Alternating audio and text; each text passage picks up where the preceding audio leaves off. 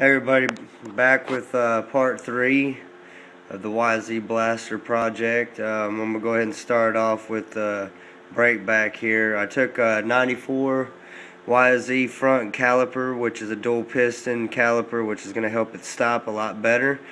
Got to looking at it last night and took the mounting bracket for the old caliper, which is the one that's on the cable here. Piece of crap. Basically took it and flipped it around backwards, and it bolts up. As you can see, it bolts up right there. Over here it's missing by a little bit. See where my blue mark is? I'm gonna kind of sand that out a little bit. I'm gonna sand that down so that I can slide the caliper forward and bolt it right here, so that'll be nice and snug. This one back here is going to be able to use the bolt to this hole right here. So basically what you're going to do is flip it backwards, and you're going to slide your caliper on here, if I can get it on while I'm holding this camera here. Alright, so now it's on, and you see right here it's going to line up. So you're going to have your caliper kind of resting back here on the back, and you're going to take a drill bit and drill a hole over here, and then you're going to go ahead and tap it for, you know, the same size bolt, which I think is like 8mm. I'm not sure exactly. And then your caliper is going to sit like that. I'm going to put 2 little sleeves in here, maybe use like a 1/4-inch pipe or something like that, and put in between like a crush sleeve. So basically you can use your Yamaha factory bracket and make it work for your YZ94 front caliper. So that was an easy fix, not a big deal.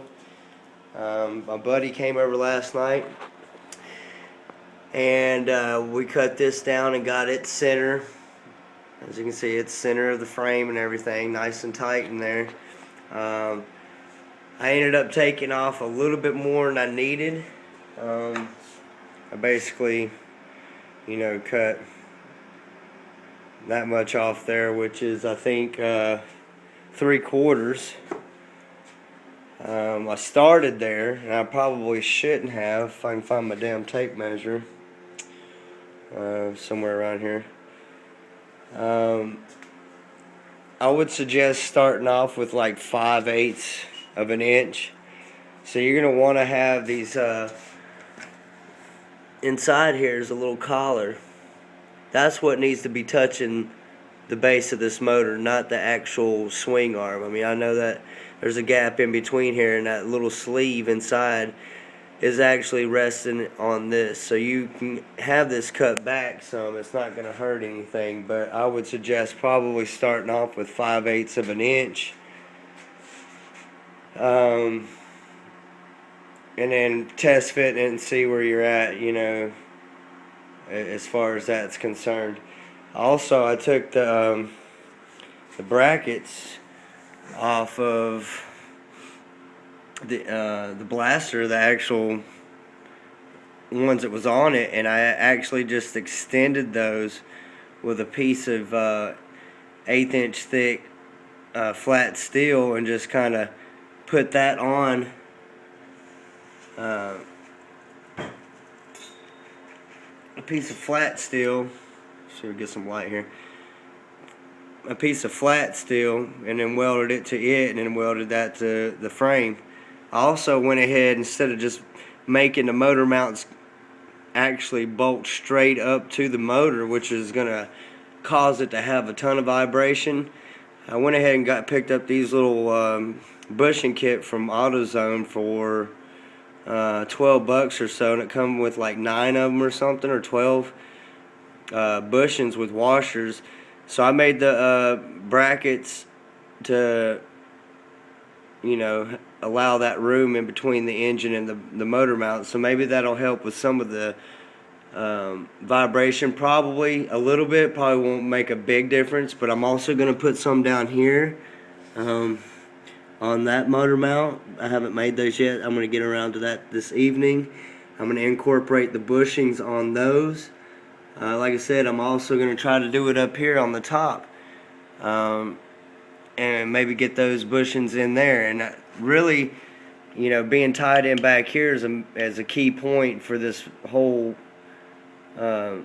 project, is because if that's not centered, then you're going to start throwing chains and a whole bunch of other mess. So you want to make sure that that's done right, and then everything else will fall into place. I basically took something and propped it. Propped it right up underneath the flywheel on the casing, up against the frame, and got my level. Got the engine level. So basically, once I had it tied in back here and propped that up level, I just had to make me hold the old brackets up and bolt it to the frame, and then I had to fill in whatever it was in between the old bracket and the frame. I just took a measurement and got me a piece of you know, flat bar, which you can see I have some right here. I basically just laid the blaster motor mount on top of it, welded it out, and then I made a measurement and cut it, and it fit right on in there. So that was very, very simple. You know, I got my mounts over here on this side. It's very, very simple. Also, a problem I ran into last night and nobody ever really mentioned was the Kickstarter. Nobody really even mentioned that as a problem. So once I got the engine in here last night, it was a shock. But you can see it comes out, but you can't. It's hitting the frame. So I kind of did some research and haven't found exactly any, you know, hard evidence of what I need to get.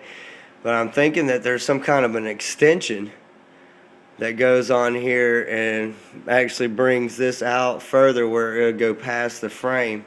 I don't know if there's a smaller Kickstarter I could put on here,